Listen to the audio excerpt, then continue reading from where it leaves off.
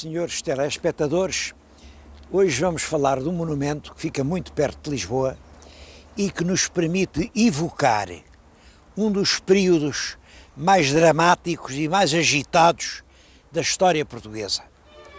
O palácio é que é luz e o período é o final do antigo regime, quando realmente toda a Europa entra em guerra por causa da Revolução Francesa e as novas ideias e as novas instituições chegam a Portugal.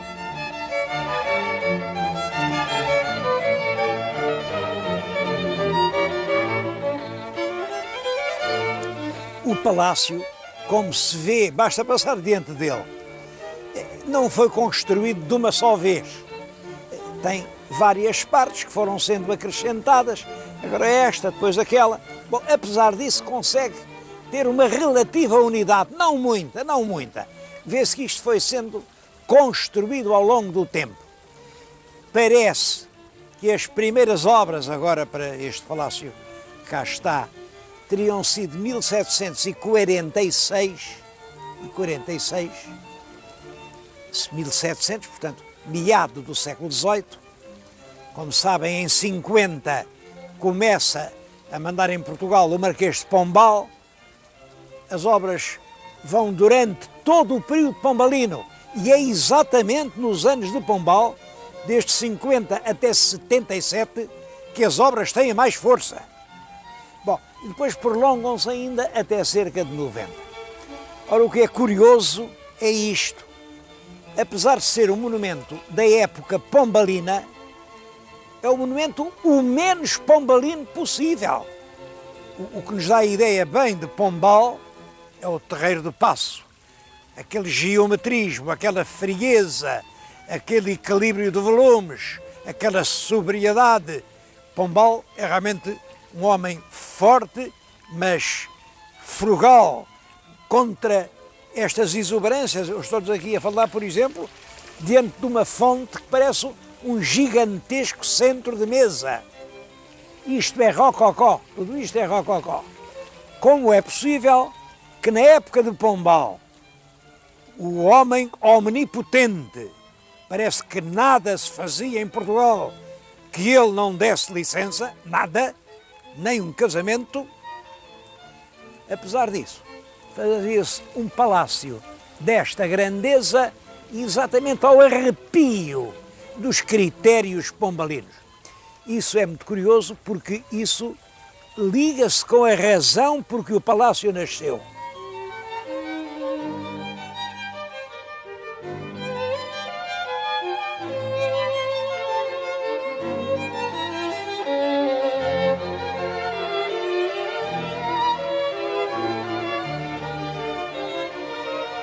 Este estranho cenário é a chaminé de uma cozinha, nem mais nem menos que da cozinha velha do Palácio Real de Queluz.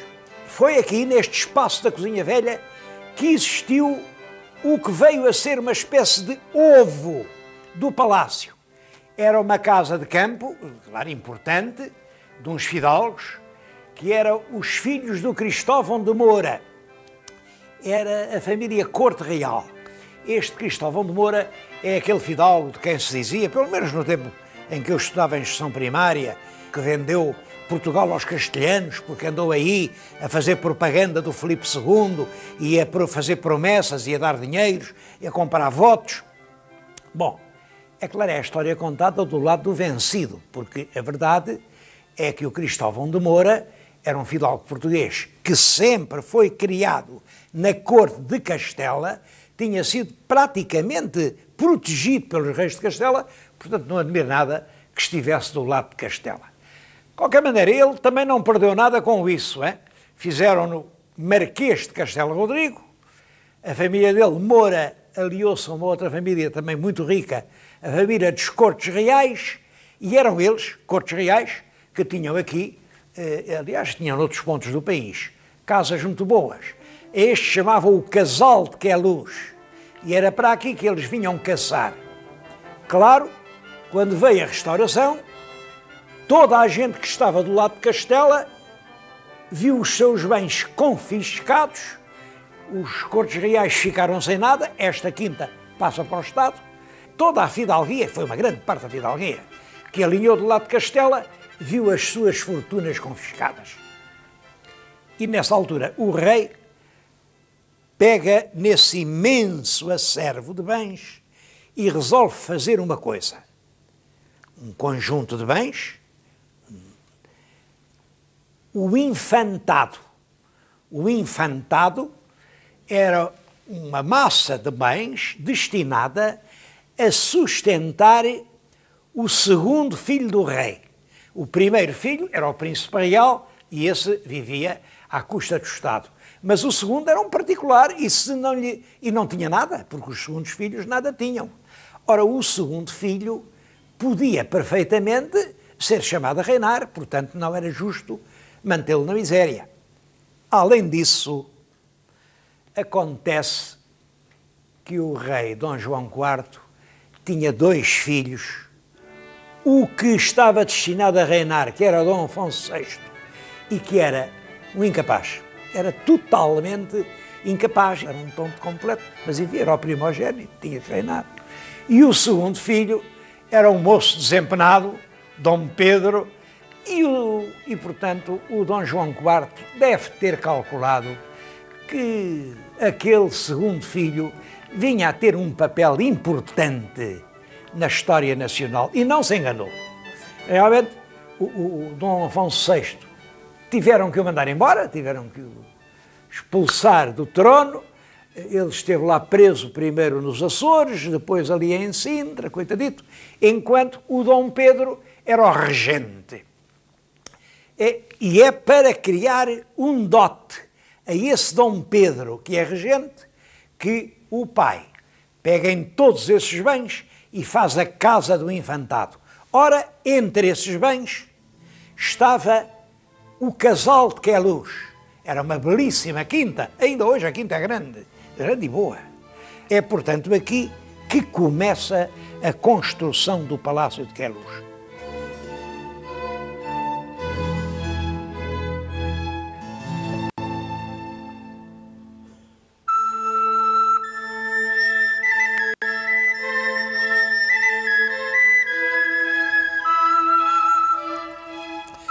O que hoje se pode ver em Queluz é quase tudo obra do terceiro senhor do Infantado. Terceiro senhor do Infantado, que também teve o título de rei, rei Dom Pedro III, por estar casado com a rainha Dona Maria I. Essa história do casamento é curiosa. O nosso rei Dom José não tinha nenhum filho varão, só tinha aquela filha, a Dona Maria. E, portanto, era preciso casá-la. Mas casar com quem? Houve hipóteses em Inglaterra, com um príncipe inglês, havia uma hipótese em Espanha, mas a Inglaterra não concordava. É claro que a própria princesa também tinha a sua ideia. Ela gostava muito do Duque de Lafões, Dom João Carlos, que aliás era primo dela. E um parentesco próximo. Bom, é só isto. Esse Dom João Carlos é neto do rei Dom Pedro II. E a Dona Maria era bisneta, pelo lado do pai, claro, era bisneta do mesmo rei Dom Pedro II. Portanto, eram primos em segundo grau. Ela gostava muito do Duque de Lafões, e o Duque de Lafões era um belo homem. Muito culto, muito inteligente, tinha estudado em Coimbra, era um grande cavaleiro, era um verdadeiro fidalgo. Mas não era amigo do Pombal, não gostava do Pombal. Então o Pombal trata-o mal. Por exemplo, quando lhe morreu o irmão e ele devia ser nomeado segundo o Duque de Lafões, recusou-se a deixá-lo ser Duque. Diz-se mesmo que foi ele que o obrigou a sair de Portugal, e em 1760 o Duque de Lafões sai de Portugal. Nesse mesmo ano a princesa casou com o noivo que o Marquês de Pombal destinou. O noivo era um velho tio, velho é como quem diz, enfim, tinha mais 17 anos do que ela, e ela também já não estava nova, porque com essas negociações, com essa teimosia do Pombal de não a deixar casar com quem ela queria, ela chegou aos 26 anos solteira. Portanto, ela tinha 26, ele tinha mais 17, mas é nessa altura em que o senhor do infantado casa com a futura rainha de Portugal, que faz uma enorme campanha de obras. Ele então sabe que isto vai ser um palácio real. Olhem, por exemplo, isto que estão a ver, a Fonte de Neptuno, isto é comprado em Londres e mandado a armar aqui. Estes blocos de estátuas, aquilo representa Diana e o Endimião. É um episódio mitológico dos amores impossíveis. Diana, que era a lua, amava um pastor adormecido no recesso de uma caverna na montanha. E para o amar só tinha aqueles breves minutos em que a lua passava sobre a caverna. É isso que aquilo mostra, mas reparem que é um belíssimo bloco escultural. Aquilo é ali dos anos de 1760. É justamente da altura do casamento da Dona Maria com o Dom Pedro, que veio a ser Dom Pedro III. Vamos ver agora as salas que ele mandou fazer.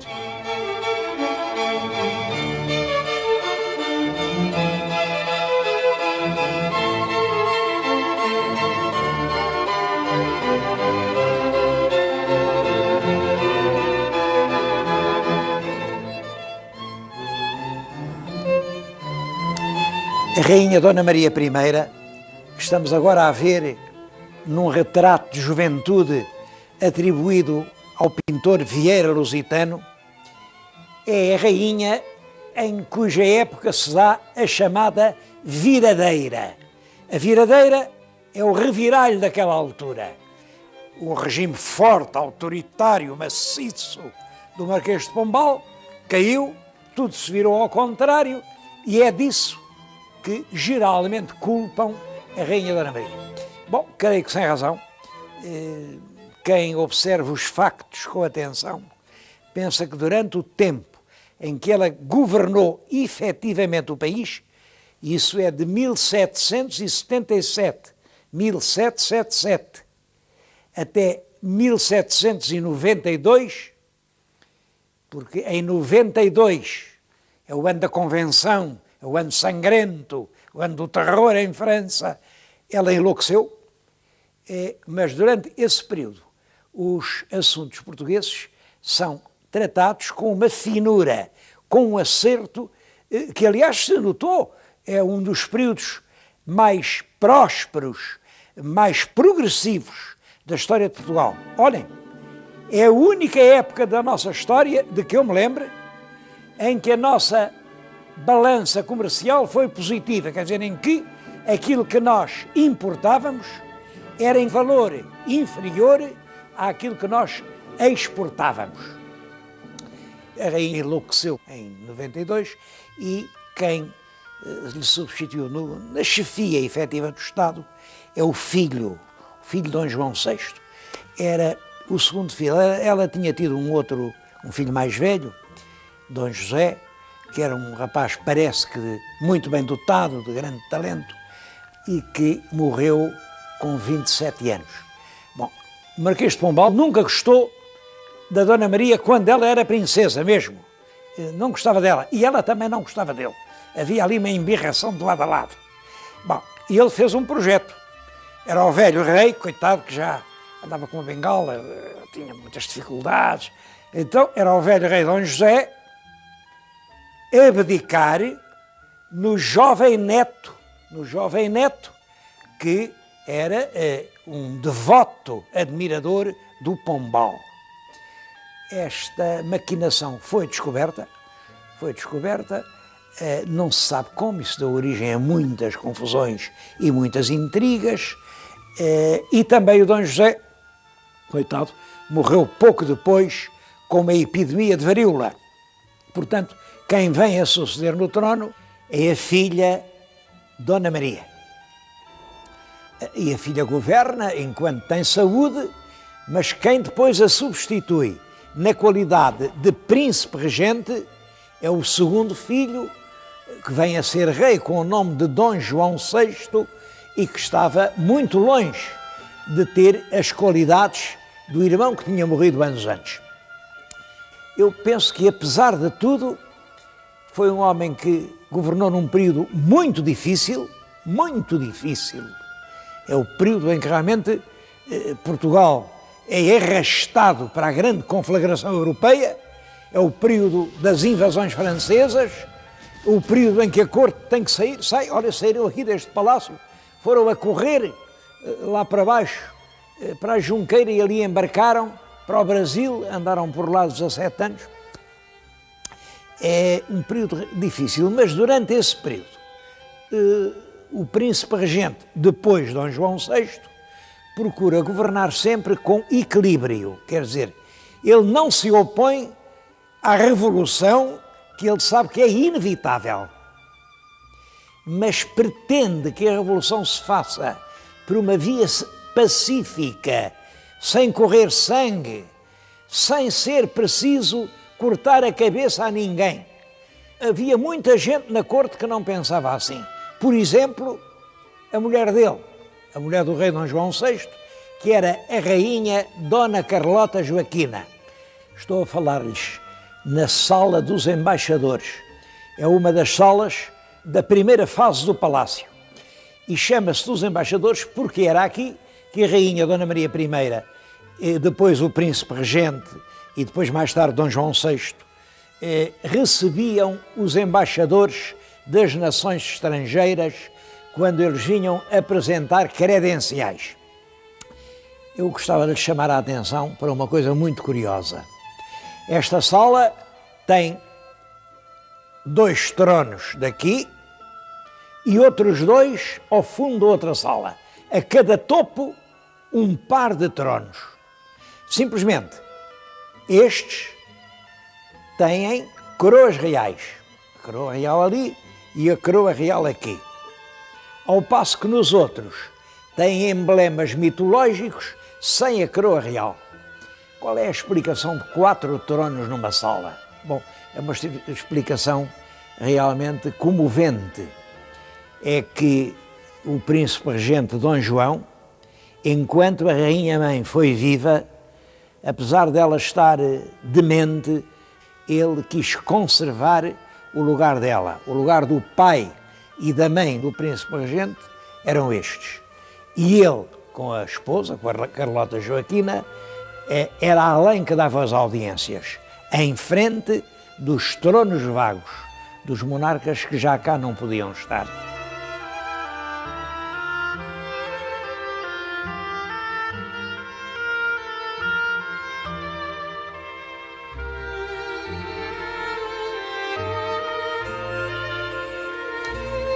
A rainha Carlota Joaquina deixou de si uma memória triste. Ainda hoje, diz-se que à noite, assim a horas mortas, ouvem-se aí passos nos corredores do palácio. É a alma penada da Carlota Joaquina. Se bate uma porta, se arranja uma frincha, é a alma penada da Carlota Joaquina. Bom, tudo isto vem de que Carlota Joaquina é uma mulher, é rainha de uma família de monarcas que sempre usaram o poder absoluto. Ela não é talvez muito inteligente e não percebe que no mundo há mudança. E ela pretendeu, com muita tenacidade, com muita energia, manter a monarquia absoluta em Portugal. Para isso serviu-se do filho mais novo, Dom Miguel. É ela quem maquina a usurpação de Dom Miguel. Dom Miguel vem lá do seu exílio de Viena e volta a proclamar-se rei absoluto, e é tudo isso que vem a desembocar na tragédia da Guerra Civil. A gente compreende que uma mulher que é responsável por uma guerra fratricida em que morreram milhares de portugueses, ainda hoje vagueia a horas mortas nos espaços onde viveu.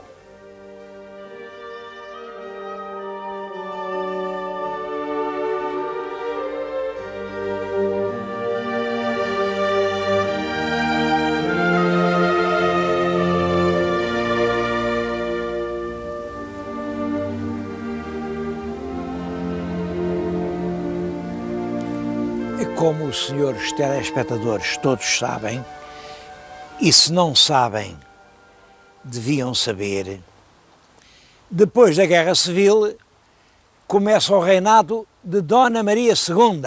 Dona Maria II, que é a jovem filha do imperador do Brasil, Dom Pedro. Dom Pedro, como rei de Portugal, é Dom Pedro IV.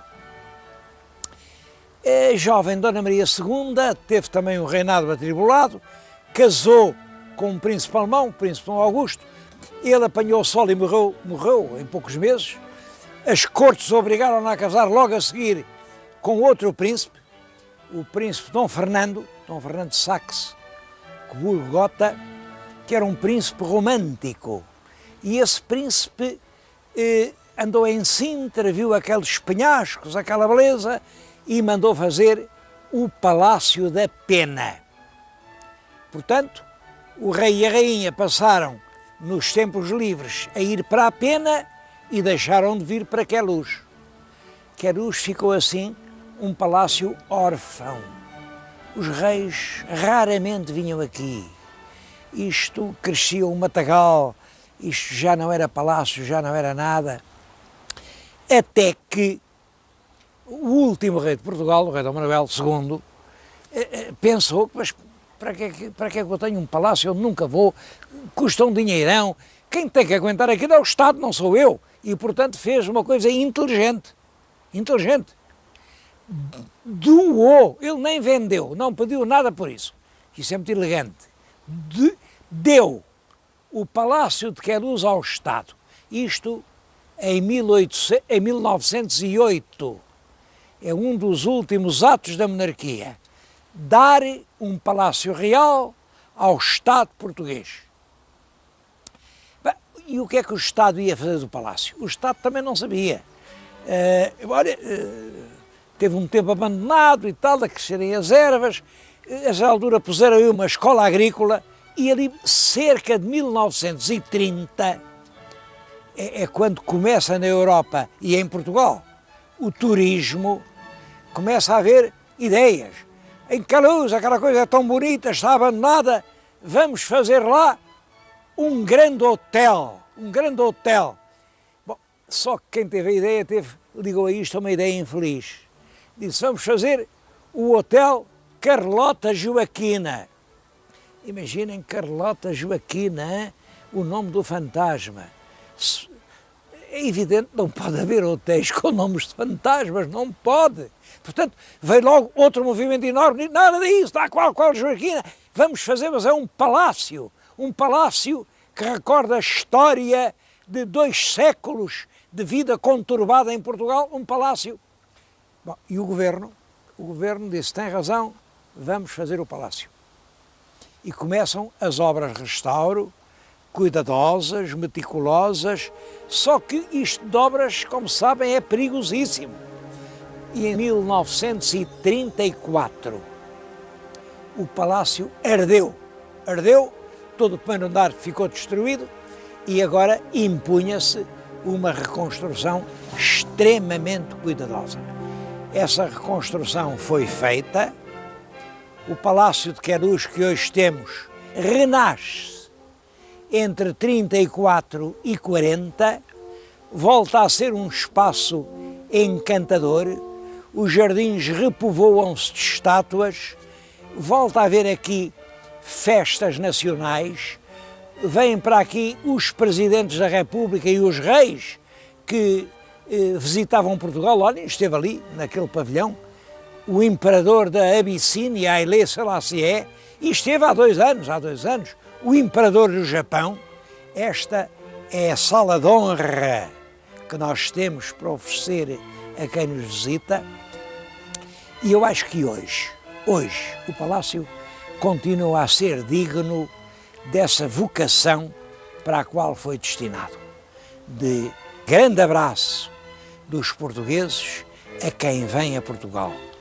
O Palácio e o Jardim são visitados por ano por cerca de 200.000 pessoas. Todos os anos se fazem naquela grande sala concertos pelos maiores artistas do mundo, concertos de entrada livre. Olhem estes jardins. Estes jardins são 15 hectares de jardim. É o maior jardim de Portugal. Ainda hoje funciona aqui, nas velhas cocheiras do Palácio, uma escola de equitação, onde os mestres da cavalaria mostram a arte de cavalgar. Não julguem que isso é uma coisa fechada. Todas as quartas-feiras, às 10h30 da manhã, todas. Quem quiser pode vir aqui assistir a um espetáculo da arte equestre dos portugueses de outrora.